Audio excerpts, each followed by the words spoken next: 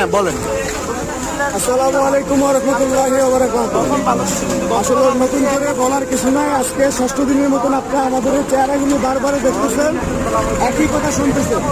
আজকে আমাদের আসি 14 গ্রামে, আমাদের থেকে ঢাকা দোহার এবং ঢাকা মোহাম্মদপুর থেকে দুটা টিম 14 গ্রামে আসছে। কেরানীগঞ্জ কেরানীগঞ্জ থেকে আমাদের কেরানীগঞ্জ এবং ঢাকা মোহাম্মদপুর দুটা টিম আসছে। আমরা আমাদের পক্ষ থেকে ভাইদেরকে আন্তরিক ধন্যবাদ জানাচ্ছি।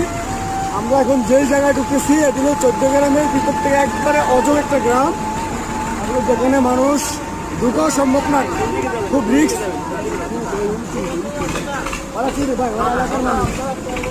তো আমরা বলবো যে যে জায়গায় ত্রাণ দেন, যে এলাকায় যান, ওই এলাকায় মানুষদের সাথে সমন্বয় করে এমন জায়গায় ত্রাণ দেবেন না যে জায়গায় অ্যাভেলেবেল সবাই ত্রাণ পায়। আপনারা স্থানীয় লোকজনের সাথে সমন্বয় করুন, যারা অসহায়, যারা মানব